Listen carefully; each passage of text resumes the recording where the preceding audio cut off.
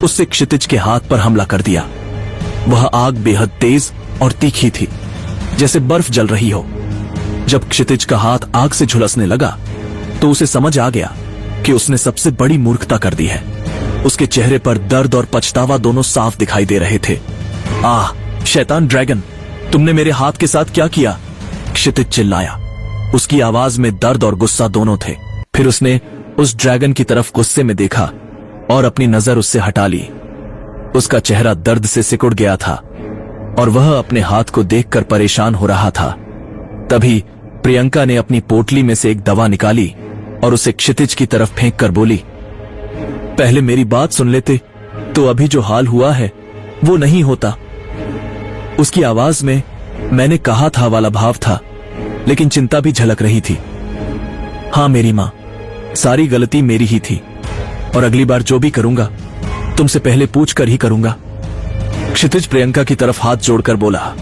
उसकी आवाज में सच्ची शर्मिंदगी और आभार दिखाई दे रहा था। क्या हुआ छोटे, तुम्हारा हाथ कैसे जल गया? अमृता ने फिक्र से पूछा। उसकी आवाज में गहरी चिंता और प्यार भरा था। जब आप दोनों एक दूसरे के पीछे दौड़ रहे थे तब यह महाशय सोम ड्रैगन से अपनी आत्मा का संपर्क करने की कोशिश कर रहे थे। प्रियंका थोड़ी सी चिढ़कर बोली। उसकी आवाज में मैं जानती थी ये होगा वाला भाव था। हाँ दीदी, मुझसे गलती हो गई, अब क्या करूं?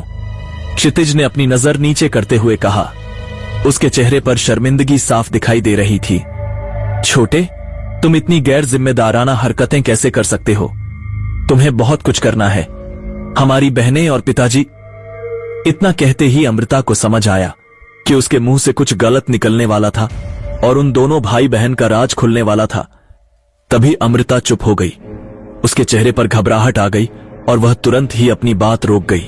सबने महसूस किया कि अमृता कुछ कहने जा रही थी, लेकिन चुप हो गई, इसलिए किसी ने कुछ पूछा भी नहीं। सभी के चेहरों पर जिज्ञासा थी, लेकिन कोई बोल नहीं सका। कोई ना, क्षितिज भाई, हमारे पिताजी आपकी मदद कर देंगे, आर्यन ने शांति तोड़ते हुए कहा। उसकी आवाज में आश्वासन और दोस्ती भरी थी। क्या सच में तुम्हारे पिताजी करेंगे मेरी मदद? क्षितिज ने थोड़ा हड़बड़ाकर और संकोचते हुए पूछा। उसकी आवाज में आशा और अनिश्चितता दोनों थी।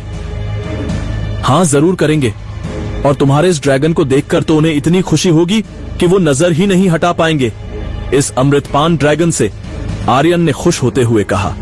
उसकी आवाज में गर्व और उत्साह था। फिर सभी लोग सोने चले गए। रात का माहौल फिर से शांत हो गया और सभी अपनी अपनी जगह लेटकर सो गए। जब सवेरा हुआ तो सभी लोग सोए हुए थे। तब तक सूरज की रोशनी सबके चेहरे पर आ गई थी। सुनहरी धूप धीरे धीरे सभी के चेहरों को रोशन कर रही थी और चिड़ियों की चहचहाहट से जंगल जीवंत हो उठा था। फिर धीरे धीरे सब उठने लगे और नित्य क्रिया करके अपना अपना झोला भरने लगे, लेकिन अभी तक क्षितिज उठा नहीं था। तभी आर्यन उसके पास आया और उसने देखा कि सफेद ड्रैगन जिसने रात को क्षितिज का हाथ जलाया था वह उसी हाथ को चाट रहा था। यह दृश्य बेहद अजीब और मधुर था। धीरे धीरे क्षितिज के हाथ पर जो जले हुए निशान थे वो गायब होने लगे। यह देखकर आर्यन की आंखें फैल गईं और वह हैरानी से इस चमत्कार को देखता रह गया। और अचानक ही उस ड्रैगन और क्षितिज के अंदर से कुछ टूटने की आवाज आई। यह आवाज किसी बंधन के टूटने जैसी थी। फिर उसके अंतर्मन से एक के बाद एक आवाजें सुनाई देने लगीं। बधाई हो, आपने लेवल 4 नवजात योद्धा के अभ्यासार्थी योद्धा के पहले चरण को पार कर लिया है और अब आप ड्रैगन के साथ अपनी लेवल बढ़ा सकते हैं। बधाई हो, आपके ड्रैगन ने लेवल 1 स्वल्प ड्रैगन की नवजात ड्रैगन के पहले चरण को पार कर लिया है। अपनी शक्तियों को सीखने का समय आ गया है। वह आग, वायु, जल और पृथ्वी के मूल तत्वों को अपने शरीर में लेना शुरू कर देगा। अरे भाई, आपने फिर से एक लेवल बढ़ा लिया। और जैसे लोग बोलते हैं, जब हमारी लेवल बढ़ती है तब हमारे साथी ड्रैगन की भी लेवल बढ़ती है, तो इसका मतलब आपके ड्रैगन की लेवल बढ़ी है। इतना बोलकर आर्यन रुक गया, लेकिन फिर उसे कुछ याद आया तो वह फिर बोला, लेकिन अभी तक आपके और ड्रैगन में आत्माओं का संबंध हुआ तो नहीं है, फिर इसकी लेवल कैसे बढ़ी? उसकी आवाज में स्पष्ट भ्रम और चिंता थी।